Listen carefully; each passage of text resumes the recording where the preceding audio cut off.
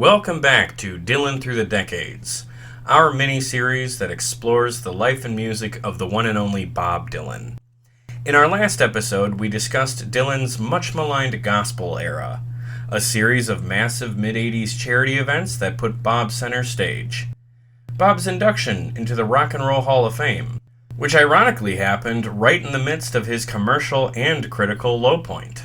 And finally, his late 80s revival thanks to the Traveling Wilburys and also a partnership with producer Daniel Lanois.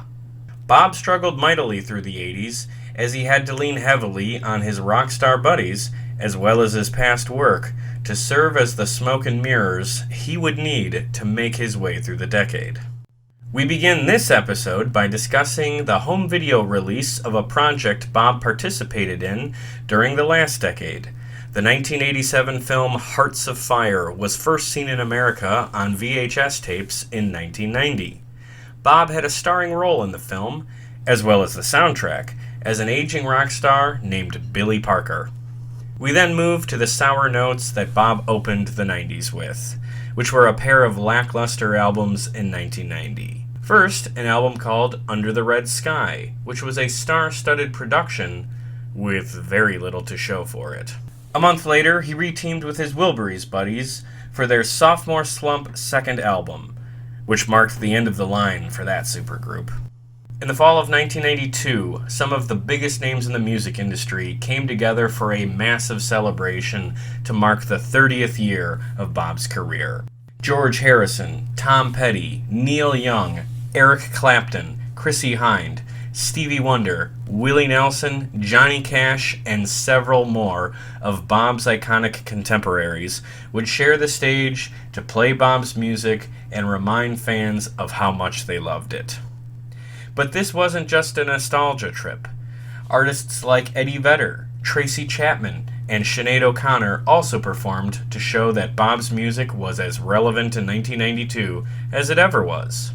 While the audience went wild as Bob finally came out on stage for the finale, they had also jeered quite loudly earlier in the night, as not everything had gone according to plan. This hectic show may have been Bob's breaking point when it came to rock and roll, as he would change his musical direction soon afterwards. In 1992 and 1993, he released a pair of acoustic traditional folk albums that marked an abrupt return to his earliest musical roots. Bob had been missing on the Billboard charts for years at this point, but these projects showed that Bob would have different measures of success going forward. And as we move into 1996, the charts would once again include the Dylan name. But this time, it would be Bob's son Jacob and his band, the Wallflowers, that would deliver one of the year's biggest hits. Just a year after that, Bob would re-partner with producer Daniel Lanois to finally deliver the proper follow-up to his 1989 comeback record, Oh Mercy. That album would be 1997's Time Out of Mind, which brought Bob roaring back into the public consciousness with a Grammy Award for Album of the Year, along with one of the most infamous moments in Grammy history to boot.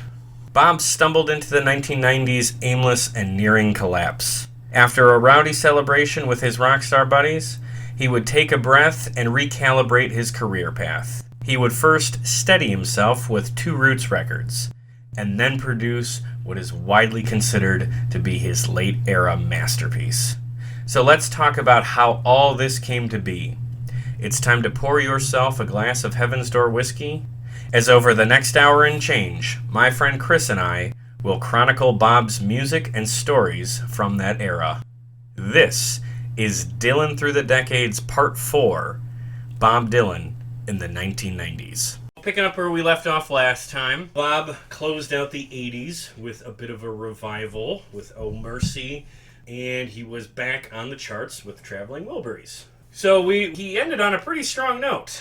Now, we're going to start off today talking about a project that was produced and originally released in the 80s but because we had so much to talk about last time, we put it off to this one just because of time constraints. But the technicality that we get away with is that the film Hearts of Fire was not released on video until 1990, which is always a good sign. The movie comes out for a 2-week theatrical run in the UK in 1987, gets put on the shelf until 1990 for the US video release. That's a sign of a winner, right? Oh yeah, that's what you do. That's like every Steven Seagal movie. Right. 15 years ago, he walked away from the spotlight, the screaming fans, and the willing women. Why'd you walk away from it? I mean, you were really big. Now he's back to help a young girl make it to the top. Hey, Billy, I can't do it without you. And I gotta do it, Billy. To teach a superstar how to stay there. But there's no such thing as a big star. The better you are, the bigger the trap. And to discover for himself that the fire still burns. I'll have the usual. Billy, wait a minute! Let him go! I love you. You're using her, man. You're just using her. You're gonna leave her hanging and walk away. Now, one of today's most acclaimed young actors, Rupert Everett. One of tomorrow's hottest singers, Fiona. And in the role that takes you beyond the legend, Bob Dylan. Hearts of Fire. So we watched Hearts of Fire. It was on Vudu, right? It was. Okay, so we watched Hearts of Fire, and we also watched the 30th anniversary concert on the same night, which was a hell of a double feature. A couple of recurring characters in both. So let's talk about Hearts of Fire first. What are your first impressions of Hearts of Fire? So Dylan's surprisingly good in it. Yeah. But if there's a saving grace in the film, it's Dylan actually does an okay, but he's passable as an actor in it. The story with this movie is that Bob plays a character named Billy Parker, who is a cynical, burnt-out rock star, and basically he falls in love with a very young, up-and-coming female vocalist who kind of partners with him, and then she falls for a younger, hotter rock star played by Rupert Everett, and then there's sort of a love triangle. For Rupert Everett, good actor, horrendous in Hearts of Fire. Yes. I think Bob's pretty good in the movie, mostly because the movie doesn't ask him to do anything. It's just him playing him. Well, he talks like him. It's his mannerisms. He's playing an old rock star. He's got his rock star buddies, Ronnie Wood and Richie Havens, hanging out on set. But it does ask him to do a couple things that are Okay. very rock star, which is throw a punch. Yes. You done good, boss.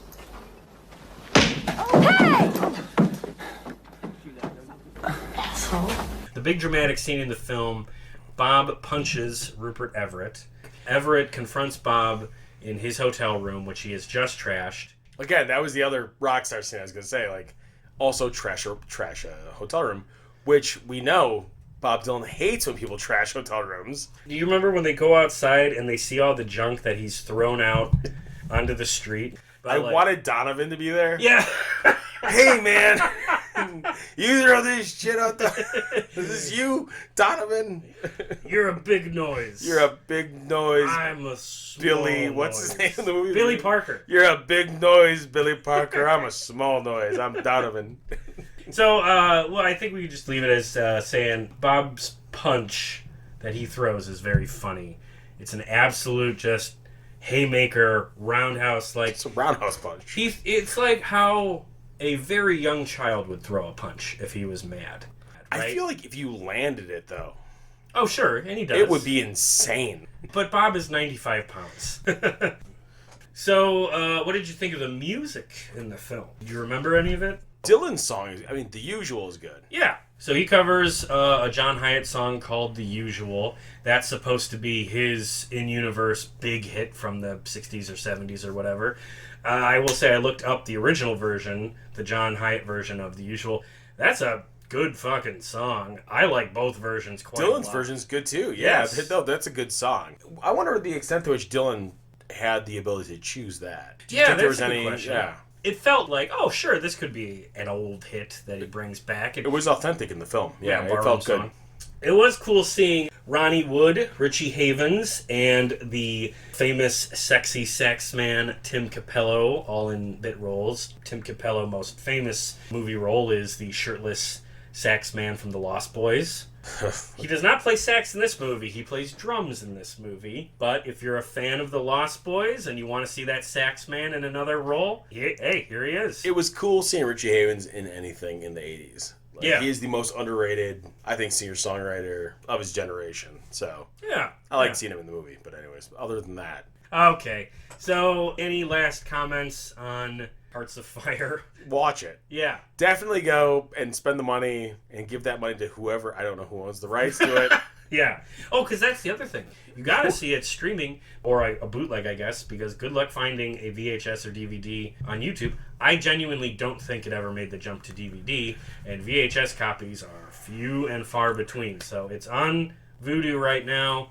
If you want to see it, you have to stream it. My last word on this movie is if you look up the trailer on YouTube, this is arguably one of the single most dishonest trailers ever put for a movie, because it makes it look like there's some sort of car chase, like this is some sort of action movie. Yeah. And like when you see the actual movie and you see how disingenuous that trailer cut is, it's very funny that they had no idea how to sell this. All right. We spent way too much time on this goofball movie. We didn't even give this attention to Pat Garrett and Billy the Kid. So let's move on to Bob's actual musical output.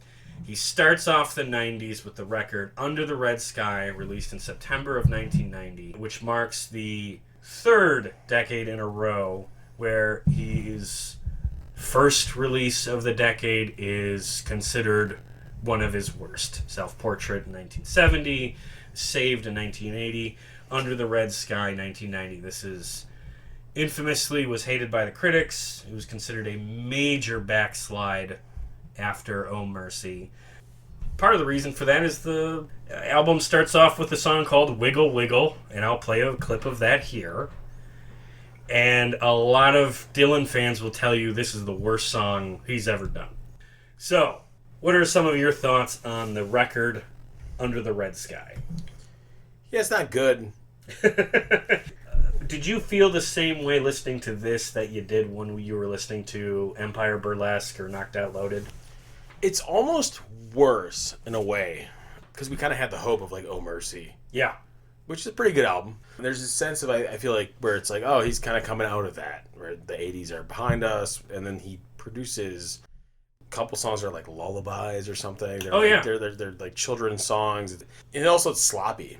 Yeah, which is a little odd, because there's a ton of pros, celebrity guests on this. Some of the famous musicians that appear on this record are David Crosby, George Harrison, Slash, Bruce Hornsby, Elton John, Jimmy, and Stevie Ray Vaughan. Yeah. And it was produced by Don Was. Yeah, but you don't get the sense that any of them are on the album. That's a good point. It feels like he used them as like studio musicians. And honestly, like, you get big names to do studio musician stuff, it's going to be worse than studio musicians doing it. That's a good point. That's a really good point. They're hanging out with their buddy, and sure, I'll play this, and and it just kind of turns out mediocre. So a song called Unbelievable was the single. It did not chart on the Hot 100. Nothing of Bob's charted on the Hot 100 in the 1990s. I think the title track is pretty good. It's okay. Yeah, I like the title track, and I like another one called Handy Dandy. Mm-hmm. I'm partial to TV Talking Song. You like the lyrics on that one, right? I love it. Yeah, I think there's a... First of all, the lyrics across the entire song are fantastic. I will say there's a specific lyric that I think... He's referencing TV. I think you could reference just about any medium. Okay. Where he says, your mind is your temple. Keep it beautiful and free. Don't let an egg get laid in it by something you can't see. Yeah, I like that. It's gorgeous. That's I think that's good. But the lyrics on that song, I think, across the board that's good Dylan. Do you think the problem with this record is the production and not the writing? I mean, I definitely think Wiggle Wiggle's high level Dylan right now. Wiggle like stuff, a bowl of soup. It's very uneven. Like 2x2 has some good stuff in it, but the whole song's not good. Yeah. It's an uneven record. I feel like they tried to bring in big names to make up for the fact that Dylan was writing sloppy songs, and I think he didn't care. I don't think he cared as much. He was doing his Wilburys thing. Yep. And we'll talk about it in a minute with the other two albums they did in the 90s before Time Out of Mind. Yeah. I think that Dylan, up until this point, was trying to write original songs that sucked to fill up his obligations to the studio and to just put out music and to just keep composing. And I think that at some point in the 90s, he figured out, like, you know, I'm pretty good at interpreting stuff, like traditional stuff. Maybe I should, when I'm like in kind of a, when I'm in the position where I'm not feeling like writing new material, maybe I should just do covers of traditional and sort of American standards. Yeah. And I think he's kind of, but anyways, we'll get into that later. But I think I think this is the last album he made where it was like purely filler. He was writing crap music because he felt like he was obliged to do so.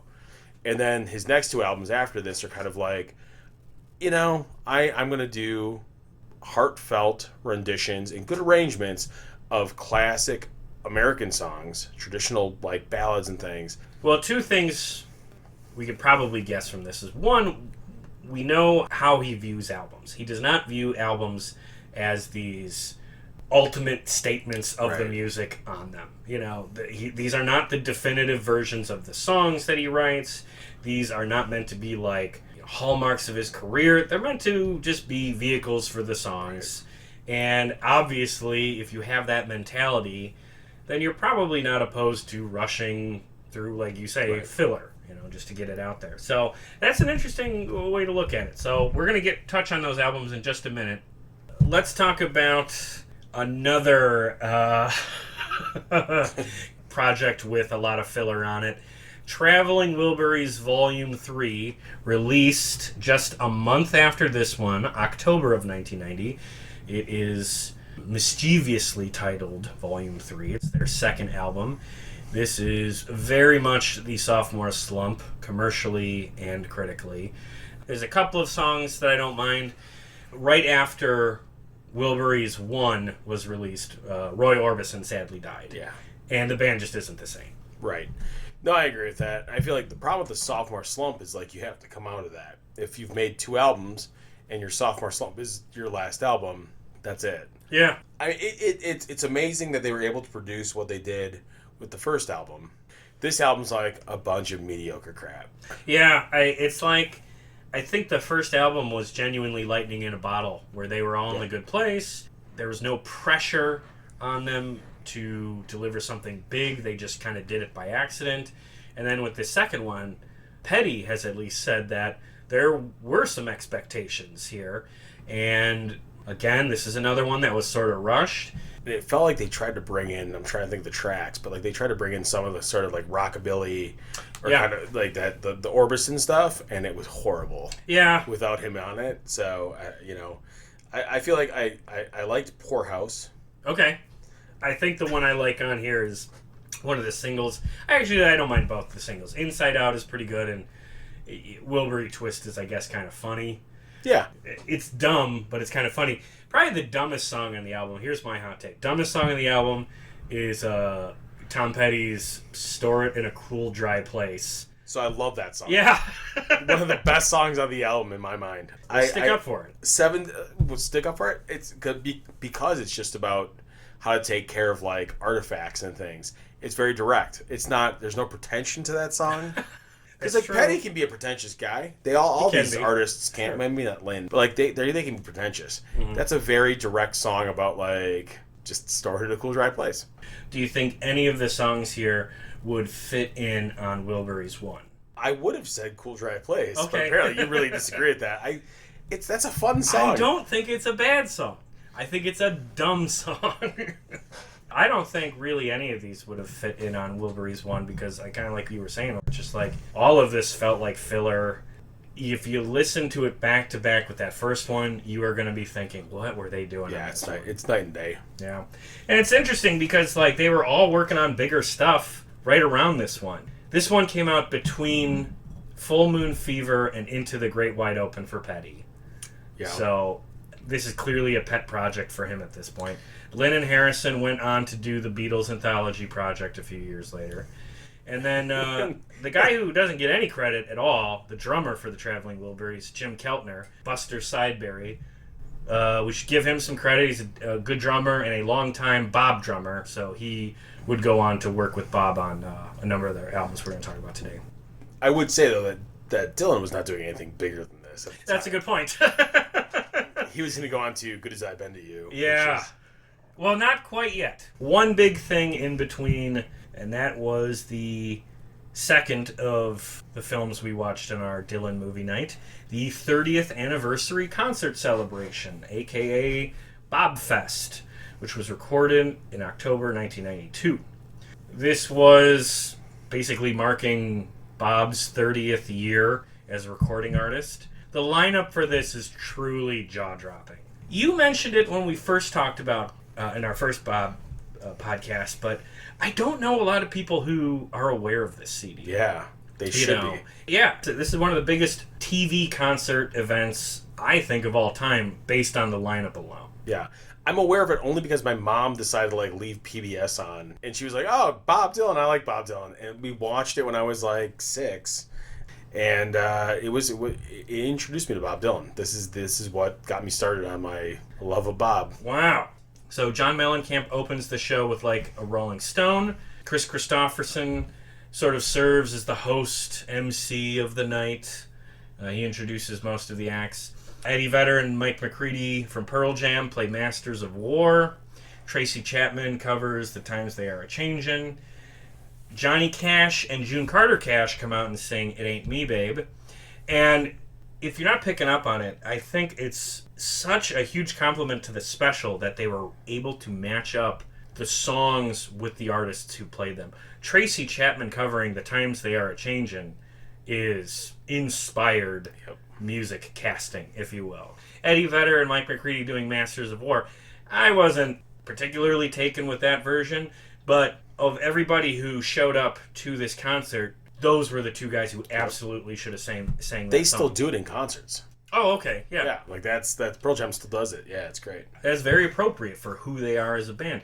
Willie Nelson came out and sang What Was It You Wanted? That was off of Oh Mercy. Yep. So that's the only song from the 80s of Bob's that was included in the show. That might be my only criticism of the show, is that all of this is from Bob's 60s and early 70s output. I think they could have incorporated some of the lesser known elements of his career into the show. So what was it I wanted? More 80s Dylan. Yeah, and only you. Right. I suspect you and I are going to agree that one of the highlights was the Clancy brothers coming out to sing When the Ships Come In. Yeah, that's one of my favorite songs. It might be my favorite cover of a Dylan song. What's cool with when the Clancy brothers do it is it sounds like a traditional Irish song.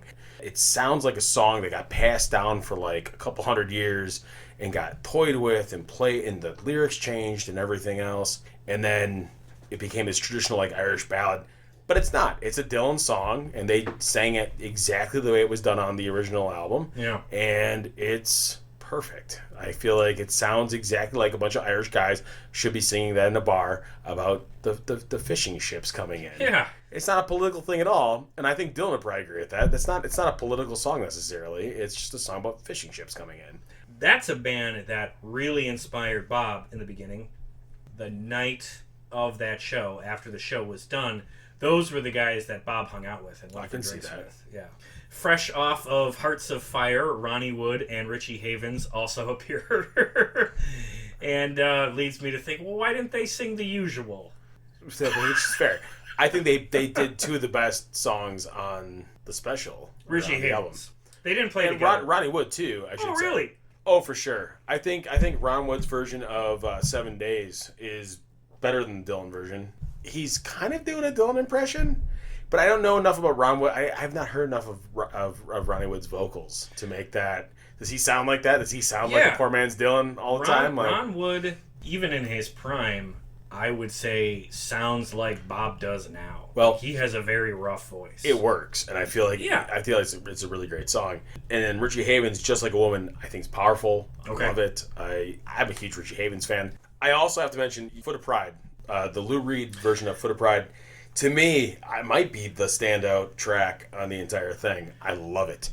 And I have to take back now what I said about What Was That You Wanted being the only 80s Dylan song because Foot of Pride was recorded during the that's Infidels yeah. sessions. It was not on Infidels. No.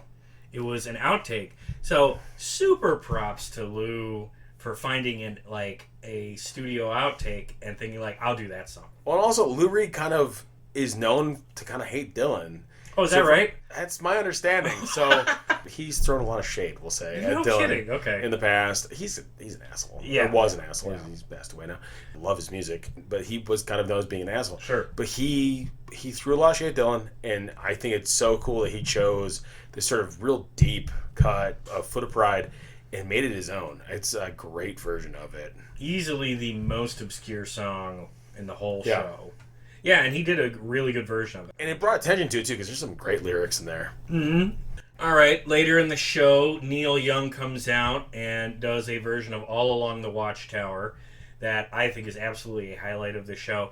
You know, when you have a Jimi Hendrix version of that song that sort of just towers over even Dylan's original, it's pretty brave to come out and think, yeah, I'm going to do that song. I'm also going to do a hard rock version of that song. But to Neil's credit, he fucking nails it. It is a hard rock version of a song, and early 90s Neil Young slamming on the guitar is fucking just as rock and roll as it gets. What doesn't he nail?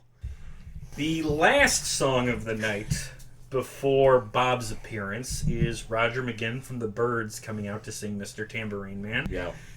Was that an appropriate choice? Yeah, I think it makes sense. Do you find it interesting that Peter, Paul, and Mary were not invited? No, Joe, because they're crap. Here's the thing, like Simon and Garfunkel or something like that, they transcended. Peter, Paul, and Mary did not. So a better question would be, is there anyone that you feel could have been at this show, maybe should have been here? Baez. Big time, yeah. That's the only one I can really think what should have been there. Wow, because the band was there. I mean, that's his big collaborators. I feel like are Joan Baez and the band. Yeah. I can't think of anyone else but Baez. Okay. I'm going to agree with you. Mm-hmm. That's a big whiff. So to wrap up the 30th anniversary, Bob comes out and sings It's All Right, Ma, I'm Only Bleeding. And then the whole group comes back on stage to do a rousing version of My Back Pages and Knockin' on Heaven's Door. My Back Pages seems to be considered the high point of the whole show because, all the big superstars, Harrison, Petty, Clapton, etc., get a verse. And, as it turns out, that happens to be the closest we ever got to a live performance from the Traveling Wilburys. I didn't even think of that. That's true. Keltner was on stage, I believe. Bob's there. Petty's there. Harrison's there. Lynn is not there. I don't think Lynn was. Yeah. Either way, it's the closest we ever got. Well, we know that's one of my favorite Dylan songs, and maybe because I saw that early on and it was such a great rendition. I don't know. Yeah, absolutely. Okay, so now the one artist who was a part of this show that we haven't mentioned yet is Sinead O'Connor. So Sinead O'Connor makes big news by ripping up a photo of Pope John Paul II on Saturday Night Live on October 3rd, 1992. This Bobfest concert was recorded on October 16th, 1992, and Sinead O'Connor was booked as part of the lineup. Sinead was supposed to sing I Believe in You, which was originally from Bob's album Slow Train Coming, which we have both like quite a bit. Yeah, it's good. And this would have been the only song from his gospel era that would have been a part of the show. Unfortunately, she never got a chance to sing it as part of the concert. Chris Christopherson brings her on stage by saying, I'm real proud to introduce this next artist whose name's become synonymous with courage and integrity. Ladies and gentlemen, Sinead O'Connor. She comes out on stage and is booed immediately and loudly, and it does not let up. The band starts to try to play the song, and she waves them off, tells them to stop, and with no musical accompaniment, shouts the lyrics to the same Bob Marley song War that she had done on SNL in extreme defiance of the audience. Yeah. One big fuck you to the crowd. And then she just storms off stage. I personally think that it's déclassé for the audience to act that way in that context. I think that what's done is done. Let the artist perform. So for me, I would have said I think that they should just allow her to perform. Okay. So in her book, she writes, I feel like Bob Dylan is the one who should have come out and told his audience to let me sing. And I'm pissed that he didn't. So I just glare at him in the wings as if he's my big brother who's just told my parents I skipped school. He stares back at me, baffled. He's looking all handsome in his white shirt and pants. It's the weirdest 30 seconds of my life. The word baffled. No, handsome. Oh. Handsome's the word. Very good. Okay. Baffled is about right.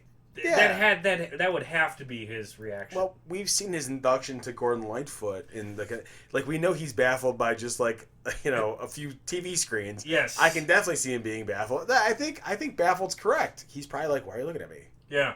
And they're booing you because you ripped up the picture of the Pope. Like, right. And also because you didn't sing the song of mine that you were supposed to sing. Just start singing it. Who cares if they're booing? Yeah. You sang a Bob Marley song. That's the wrong Bob. I'm Bob Dylan. Bobby D, not Bobby M. I like to think that Bob was just totally he didn't see the SNL sketch and he was totally oblivious and he was just like, why is this bald man yelling at the audience? He had no idea who she is. Why is this bald Scottish man? Yeah. He's just totally off. What do you want him to do? She's looking at like my big brother. It's like, no, it's not like he gave you up. It's like you did this on national TV. You ripped up a picture of one of the most popular popes of all time. That's on you. We're both a little critical of her. The rehearsal version of I Believe in You was released on the special edition of the 30th anniversary DVD, CD. And I will say to her credit, her version is absolutely gorgeous. It is. And it is a shame that the audience didn't give her a chance because it would have been very beautiful to hear that as part of the show, and it would have fit in with the show and represented a part of his career that we've been talking about now for a couple of episodes. The gospel era is some of his best stuff and deserved a spot at this show. So I think that would have been a nice opportunity. I 100% agree. Okay, so we can at least give her that. Now, before we get to the next two albums, here's a question for you. Was this concert Bob's farewell to rock music? Oh, interesting. Oh, oof. Because I hadn't even thought of that. Yeah, because Wilburys 3 right. and Under a Red Sky are definitely rock albums. But the rest of the music we're going to talk about today probably doesn't fall into the classic rock or even rock and roll category. We're going to be talking about folk, traditional, blues. We're getting pretty far away from rock. No, I'm thinking through everything he's made subsequently, even past the 90s into and that's a really good point. I mean, even like Love and Theft, which is we'll talk about that later. I mean, the 2000s has some stuff but that'd be more like old school R&B than it would be like true like kind of classic rock. It's not the last electric music he ever made, but no. If his rock period started with like a Rolling Stone in the mid 60s, he almost made it 30 years in that genre as well. So I just think that's an interesting marker point. Let's push forward a little bit here to the next album he released, which was called Good As I've Been to You in October 1992. As we already said, this album is all traditional songs or folk covers. This is not out of step with music he's produced in the past. No. Obviously, he got his start doing folk and traditional music. So it's a return to form. What do you think of it? I think that, like what I said earlier, is what's happening, where he's starting to realize that when he can't write, instead of trying to rush albums and produce subpar music, he's just going to start doing covers. Yeah. To me, it's kind of like a turkey sandwich on like white bread, where it's like, this is something I could eat every day, but it's not anything that's like gonna blow my mind. Yeah, I was gonna say, when I listened to it once, there was a song on there called Tomorrow Night that I liked. But if I'm being perfectly honest, and I talked about this in our first episode about the 60s, this folk music doesn't do it a whole lot for me. And the difference now between 30 years ago in the 60s is that his voice is not what it was in the 60s. It's not necessarily bad, it's different. It's much more ragged, much more raw. So I think some people would actually really like that about the performances here. Yeah. But for me, it's just a little rough on the ears. Yeah, I can understand that. For me, I like the album. It was not a bad album. For me, the only song that really stuck for me is I liked his cover of Jim Jones. Okay. Traditional.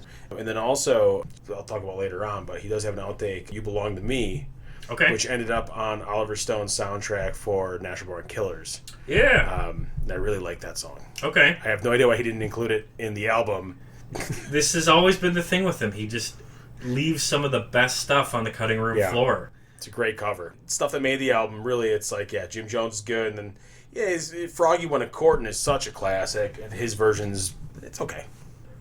Is your opinion of World Gone Wrong, which was released a year later in October 1993, any different? This is another acoustic folk and blues record. This one was recorded and produced in London, and I would say I enjoyed it a little bit more than Good As I've Been to You. I agree. I think it's a little bit better of an album. I love the title track. I think his version of World Gone Wrong is great. Delia is pretty good. Again, I'm not going to hate on anything on the album. They're all solid covers from a really, I think, decent arranger and just musician and artist. But there's nothing earth-shaking on the album. If you like Bob's folk music from the 60s, I would have to think that these two records back-to-back would be something you would like because they are so traditional and there's such a strong connection to his early days. Yeah. If you're a Dylan folk fan, here's the revival you've been waiting for. Well, I don't even know if that's the case. I feel like the closest analogy would be his first album, would be the 62 Bob Dylan album. Yeah. Let's keep plugging away here, and we'll plug away with MTV Unplugged. Yeah. Bob, much like seemingly every artist who was active in the 90s, showed up for MTV Unplugged and recorded a special in November 1994, released May 95. I would say it's a nice little live album if you're a fan of MTV Unplugged. I am not at all. I think his version of Desolation Row and then maybe With God on Our Side, his closer for that, are better than maybe the album versions, or are up there with the album versions. Okay. So, we're going to get a little bit off of Bob's story here for a moment to focus on the story of one of his offspring, Jacob Dylan. In May 1996, Jacob Dylan's band, The Wallflowers, released their second album, Bringing Down the Horse, and it includes a massive smash hit single, One Headlight, which hits number 2 on the Billboard charts. And I think that's significant because that is the same pop success height that Bob had with Like a Rolling Stone and your favorite, Rainy Day Women. Yeah. I don't have a whole lot to say about the Wallflowers. Is that a band that you ever got into? No. No? Recently, I watched a documentary about the West Coast scene, with like the Laurel Canyon sound, and he, I think, was instrumental in like making that documentary. That's pretty cool. He was he was in it. He spoke a lot about sort of the influence of like Joe Walsh and Fleetwood Mac and some of those other artists that kind of came out of the West Coast sound in like the sort of late 60s, early 70s. That was fun, and I kind of applaud him for that, for taking the time to make that happen. Okay, let's move forward a little bit to probably the biggest success Bob had in the 90s, the widely beloved album Time Out of Mind, which was released in September 1997. The lead-off single for Time Out of Mind is a song called Lovesick, and that is also the song, a little trivia, that was used in the infamous Victoria's Secret commercial that Bob did. The song I like from this record is the second song on the album, Dirt Road Blues. It's got a cool vibe to it. This isn't the same acoustic folk music in the previous two records, but this also isn't rock and roll. This is much more blues, a little R&B. Country vibe to some of the stuff. Yeah. Something that maybe you'd hear in like a saloon. Okay, there's some rockabilly elements to it, yeah. Okay. It's a cool sound, and people noticed because this one won a Grammy for Album of the Year. And we can talk about that in a minute here, but I want your opinion on Time Out of Mind. Yeah, so I listened to it years ago and liked it and kind of put it in the same sort of like camp as some of the other stuff he did in the 90s, which is like, yeah, it's good, and just it's not my thing. now listening to it several times in preparation for the podcast, I think it might be like one of my favorite Dylan albums. It's up there. It's certainly in the top 5. I think it's the best thing he's done since Blood on the Tracks. Okay. It's really good. I don't think there's a bad song on the album. This is also produced by Daniel Lanois, who did Oh Mercy with Bob. And I will say this feels much more like a successor to Oh Mercy than any of the other stuff he did in the 90s. And it's a credit to Lanois that he now, twice in 2 decades, rescued Bob's faltering career at the end of both decades. I know they had a tug of war in the studio with, how certain songs, were going to go, but that collaboration turned out 2 of his best records from that era. What I'll say is I feel like Dylan allowed Lanois to do a lot more with Oh Mercy in terms of the direction of that album, and not necessarily to the benefit of Oh Mercy. It's a good album, but I don't love it. I don't love it. It's one of the best things he did in the 80s, but it's not amazing. I feel like Time Out of Mind is just so good, maybe because Dylan kind of started getting his bearings again and fought back against like the overproduction of Oh Mercy and some of the other problems. Maybe Lanois, who, as you've always said, hey, he's a U2 guy. Yep. I mean, overproduction. Yep. Definitely that's U2. I just feel like Time Out of Mind plays so well because it's Dylan, or Jack Frost, as he likes to go by when he's a producer, kind of has a tendency to really underproduce, and maybe the Lanois kind of helped it out in terms of pushing back against that impulse. And they just hit that sweet spot, right level of production. I think so, and I know Dylan doesn't love this album. I think it's one of the best things he's ever done. I love it. So he wins the Grammy for Album of the Year. Yeah. He beats out The Day by Babyface, This Fire by Paula Cole, Flaming Pie by Paul McCartney, which was produced by Jeff Lynne, and OK Computer by Radiohead. Do you think he should have beat all of them? Yeah. So I'm not super familiar with the Babyface album. Is it Paula Cole? Paula Cole. Or Paul McCartney's Flaming Piece? Is that what it's? Flaming Pie. Flaming Pie. I'm sorry. Yeah. Flaming Piece of Pie. Right. No, I'm not super familiar with those albums. I think I like this album more than I like OK Computer. Oh, okay. But if I look at the history of rock and the history of popular music, OK Computer's probably more important than this album. Yeah, I follow that. Bob was announced as the winner by a very odd combination of celebrities. John Fogerty, Sheryl Crow, and Usher are the ones to bring him on stage, which I think just says it all about how weirdly cast the Grammys are. Now, was Usher acting as like a celebrity in that capacity, or as simply an Usher? You're welcome. You're welcome, Joe, for that joke. You are. He's here all week, folks. But what I noticed about his remarks is we've talked and laughed about how weird and out of place he always seems at these award ceremonies. If you watch his remarks here, he thanks a whole bunch of people. He manages to be funny. He seems genuinely proud and excited of the album. He is coherent, charming. He seems weirdly comfortable. He was sober at this point, though. This is when he got his sobriety. Well, there That's you go. my understanding, at least. Okay. You read more of the biographies than I do. That's my understanding. It's like this is the time period where he got clean. He cleaned up, yeah, because he was definitely in the 80s and early 90s. He was still drinking very hard. I don't know when exactly he cut back. I mean, he never quit drinking.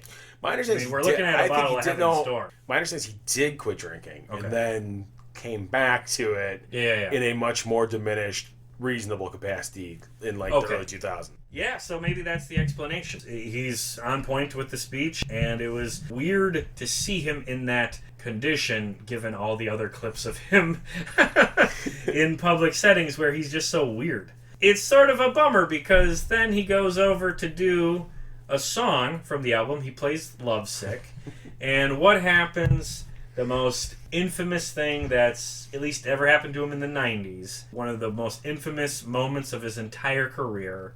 A guy jumps from being in the background group of fans just kind of watching and clapping, rips his shirt off, exposes his chest with the words "soy bomb" written on him, jumps right next to Bob and starts dancing like a maniac, and just crashes the show while Bob is singing during his big critical revival. He wins one of the best awards you can get in the music industry. This is his moment.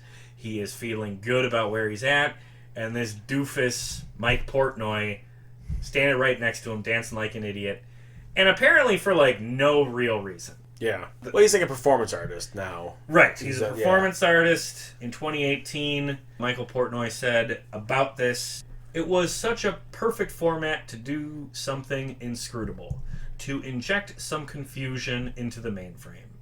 It felt like I couldn't get on that stage and not do something else. At that point in my life, I was working as a comedian. It was almost like telling a joke with my body." Yeah, I mean, it looked like it. Yes, it did look like a joke. And he gets like 20, 30 seconds of dancing before they pull him off stage. Bob doesn't miss a verse. No. He clearly sees the guy. He steps back, I think, thinking security was going to rush on, but they don't right away. So he steps back to the mic and keeps singing. If you're listening to the audio version, you don't know that guy's there. What's more concerning is, first of all, I don't think it was security that actually dragged Portnoy off. It looked like it was one of the extras. It was one of the extras. Was probably like, this guy's not... He like looked around like, I don't think this guy's supposed to be on the stage. He grabs him and like gave him the security, which good for that guy. Right. I watched this happen live. My parents are big on watching like the award shows. Like we do like make like Ramaki and steaks and stuff for the award shows. I remember like it was big night. Like we were watching the Grammys and it's like, who is? And I think my dad was like, I think Dylan planted this guy. Like that was his thing. It's like this is. I think what's interesting about the whole thing is just that, first of all, none of the other performers even look at the guy. Right. Dylan's the only even like references the fact that he's there, doesn't miss a beat, but does look at him, and then looks around like, are you guys all seeing this? I'm convinced that this is not the first time in Dylan's mind this has happened. Yeah. I don't think it was that he was playing it cool because he's just a cool guy. I think it was just like, keep cool, Bob. Yeah. Oh, that's funny. He doesn't look happy. No, he doesn't. He keeps it cool, but I mean, if I'm Bob, my thought process in seeing this is just like rage, seething rage. Like, it has taken me 20 years to get the sort of critical review. I'm finally, this is my moment.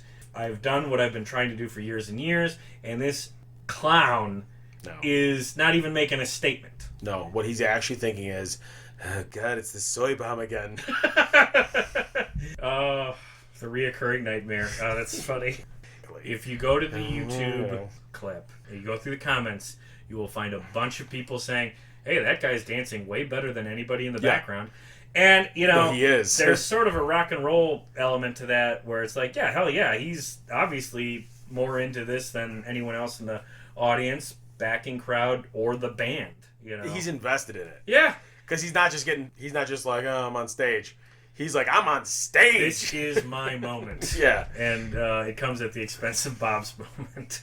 All right. Well, we have gone on very long here, so I'm going to rush through a couple of high-profile Dylan covers that went on through the 90s and, get your reaction to those, and then we'll wrap up with our favorites. So, first, let's go back to the Bob Fest. Of all the covers that were performed on that, what would you say are your favorites? Yeah, I definitely think Foot of Pride, Lou Reed's version of it is fantastic. Might be the best thing on the album. Clancy Brothers' version of Ships Come In, stellar. Sounds like a traditional Irish folk song. Yeah. I think I really like Tracy Chapman doing The Times They Are Changing. 7 Days, the Ronnie Wood version of 7 Days, I really like. Oh, okay. Richie Havens, Just Like a Woman's really good too. Those are the ones I really love. I didn't even talk about is Wilburys, guys. I mean, I know you don't like this one, but Petty doing Rainy Day Women, that's fun for me. I know all of that is something you would hate, but... it makes sense. It's like Petty. Right, exactly. Yeah, it's very well fit. And I think Mellencamp doesn't get enough credit for opening the show with a bang, with, obviously Bob's most famous song, and doing a real, just rock and roll version of it. It's just a fun way to open the show. So let's move on to a couple of 90s Dylan covers. And, a couple of these might have answered my earlier question of who was missing. Guns N' Roses covered Knockin' on Heaven's Door on their 1991 album, Use Your Illusion 2. Slash played on Under the Red Sky. So it's not totally unreasonable to think that maybe they could have showed up at Bob Fest. Yeah. In 2009, Axl Rose told a concert audience in Taiwan a story about Knockin' on Heaven's Door. He said, quote, Bob asked me, when you going to record Heaven's Door? And I said, I don't know, but we really love that song. And he said, I don't give a fuck. I just want the money. I love that. Like, I feel like that story makes me like Dylan more. Absolutely it does.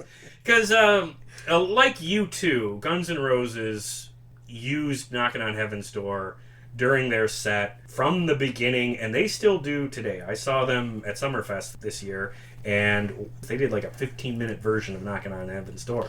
Ew. Yeah, it was like a big jam session. Okay. It was a little much. So they were famous for doing it live, and Bob was thinking, hey, you're one of the biggest bands in the world. Why aren't you putting that on record and making me a shit ton of money? That's fair. I think that's great, too.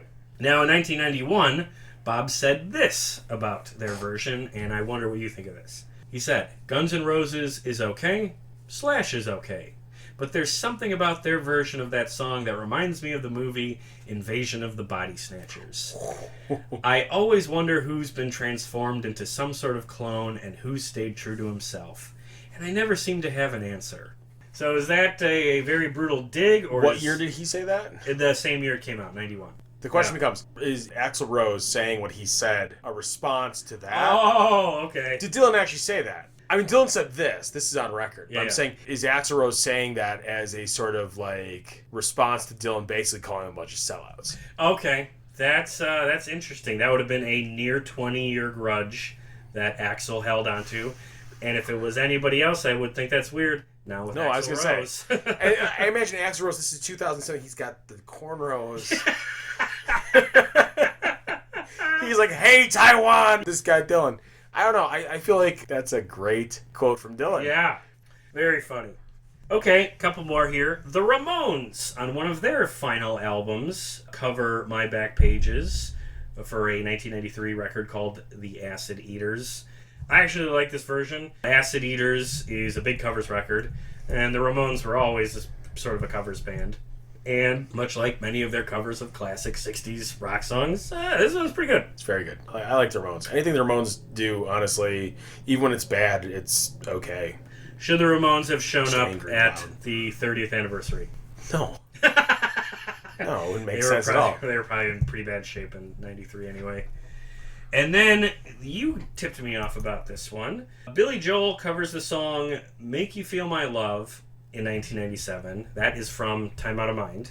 Yes. Same year Time Out of Mind comes out. And his version is just garbage. You're right. It's all right. It's whatever. It is what it is. Like anything Billy Joel does. I like Billy Joel, but we'll move on. But more importantly, Garth Brooks covers it in 1998. And that version of the song gets nominated for Best Male Country Vocal Performance at the Grammys. And subsequently also gets a nomination for Bob Dylan for Best Country Song. Yeah. Which is, I mean... He had a great run at the end of the 90s. Yeah, which is some long overdue appreciation for Bob in the country world. And not unwarranted. Because, you know, we talk about Nashville Skyline being an underrated country record. And we're going to revisit this in later episodes with Darius Rucker turning, Wagon Wheel into a big hit. You know, and that was just like something he wrote on a napkin. Yeah. Wagon Wheel. That was a fragment of a song. And for the record, not Darius Rucker. The version Darius Rucker does is a cover of the Old Crow Medicine Show. Oh, okay. But we can get into that. Okay, now we're talking covers. Anyways, okay. It's a cover, yeah. Yeah. But that's what we're talking about here is that Bob has country roots. Yeah. And it's cool that he got a Grammy nomination for those roots. Deep country roots, I think. The collaborations he did with Cash and everything, too. And I will say, it's a testament to how great the song To Make You Feel My Love is. That not only, I mean, Billy Joel does a subpar version. Garth Brooks does a pretty, if you're a fan of that sort of slick 90s country, he does a good version. Yeah. Okay, and then finally of some interesting covers in the 90s, the White Stripes cover One More Cup of Coffee on their 1999 debut album. I know you're a White Stripes guy. Do you like that version? Have you even thought about that version? Yeah, their version's great. Yeah. And it's actually, I heard their version of it before I heard Dylan's version of it. That's on the bootleg series for Rolling Thunder, the One More Cup of Coffee. And I bought that after the White Stripes album. So it's actually, I knew their version before I knew Dylan's version. Okay.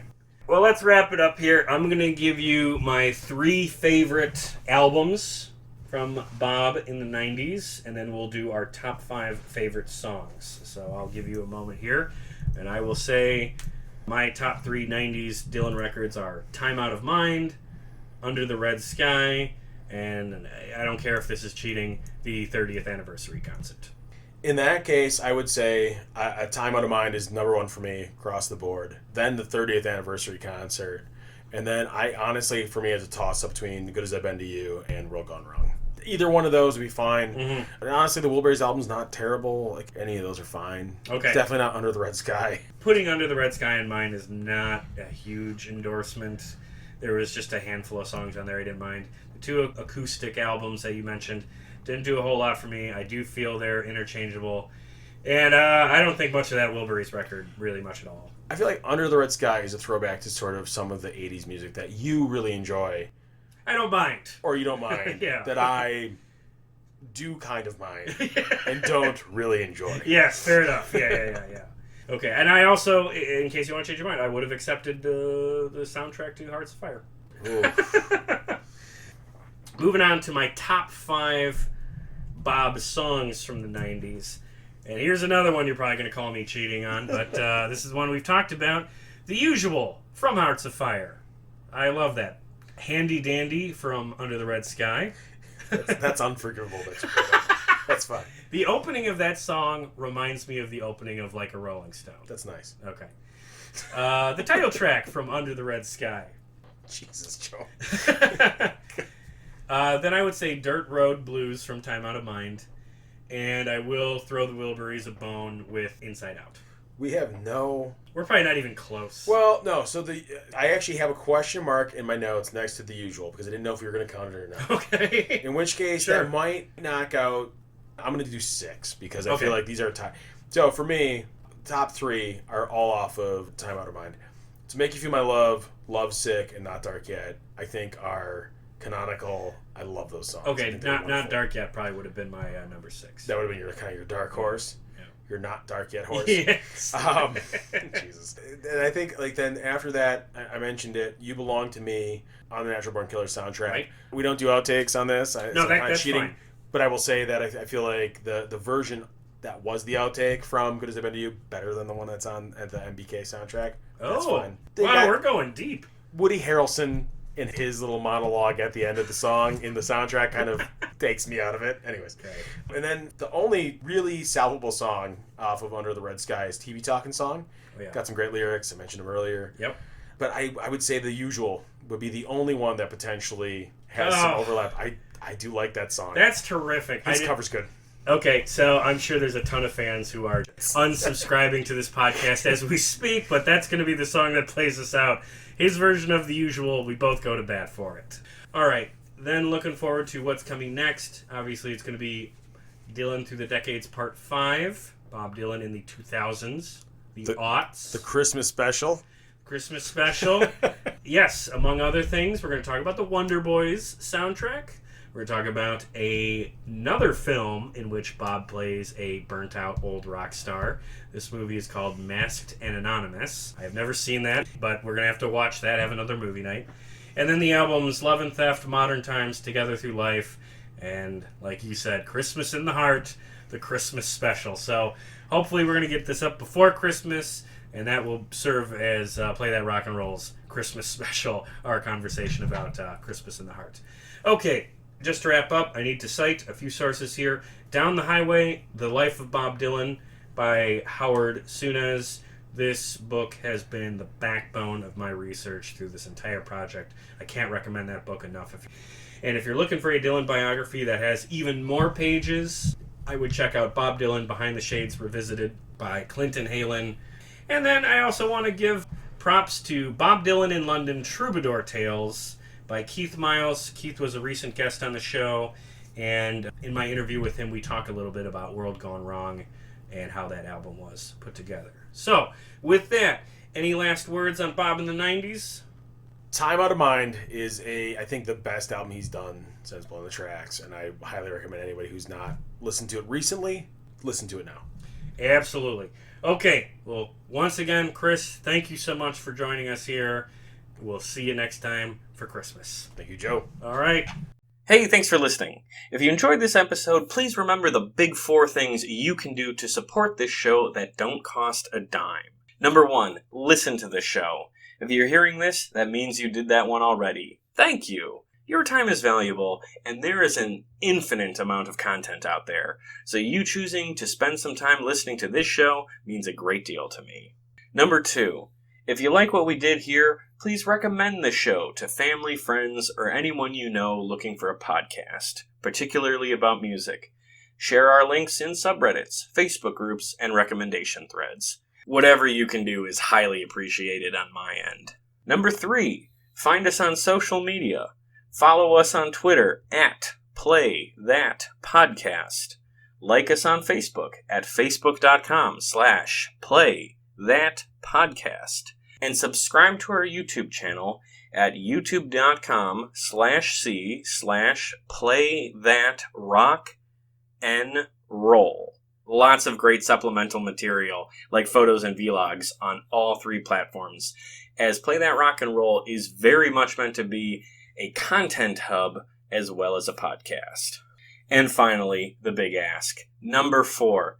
Please give us a 5-star rating and a positive review on Apple Podcasts, or wherever you get your podcasts. I know this part is a hassle, but it really does help the show a great deal, because it gives me something I can point to when pitching the show to potential guests. The more social media followers and positive ratings the show has, the better chances I have for booking high-profile guests for interviews. So if you take a moment to give us even just a 5-star rating, you are actively giving us a tool to do bigger and better things here on this show. But whatever the case, I appreciate any and all efforts you take to support us here at Play That Rock and Roll. Be sure to join us next time for more great stories and music from the world of classic rock.